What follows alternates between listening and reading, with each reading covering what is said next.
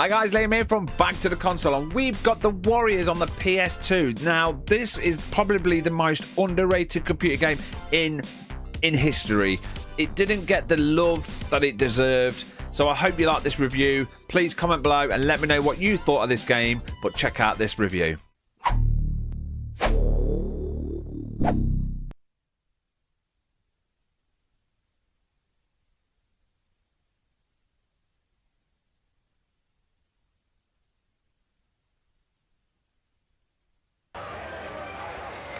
There's a good reason why people still talk about the Warriors on the PS2.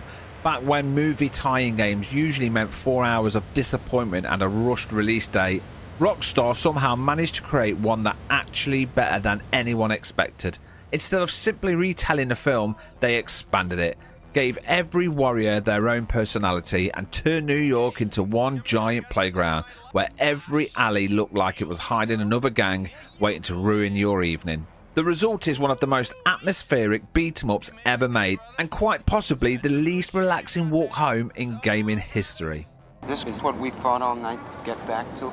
The combat is where the game really shines. It looks simple at first, punches, kicks, grabs and weapons, but after a few fights you realise just how brutal it can get. You aren't knocking people over, you're smashing heads into walls, throwing enemies through shop windows, cracking bottles over schools and introducing complete strangers to the business end of a parking meter. Somewhere in New York there's a council worker wondering why every single street sign disappeared overnight.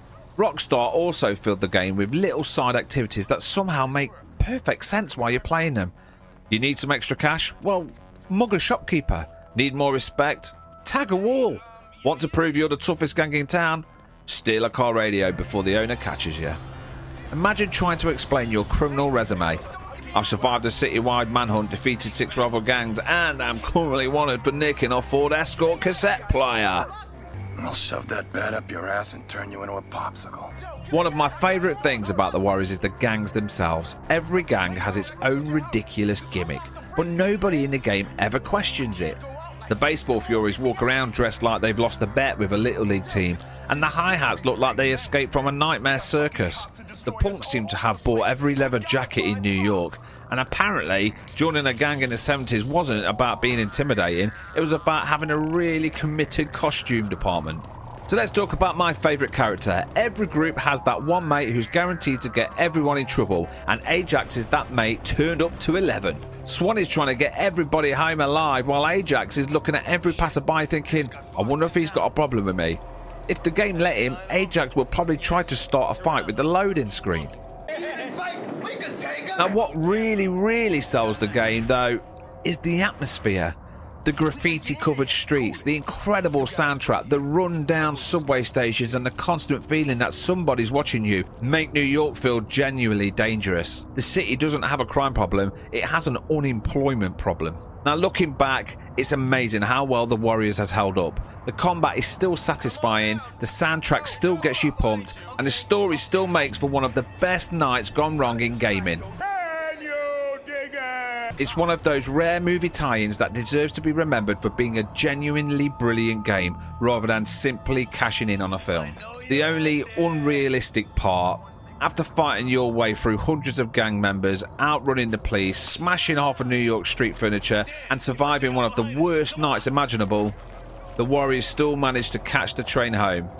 In Britain, that might be the least believable thing Rockstar has ever made. If there's one lesson I've taken away from all this, it's that if someone invites you to a meeting with every gang in New York, maybe you just text back saying, nah mate, can't make it.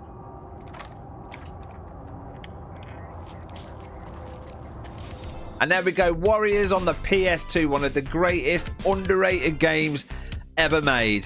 What did you think of the game? Please comment below, and if you enjoyed this review, don't forget to hit that subscribe button. See you all in the next video.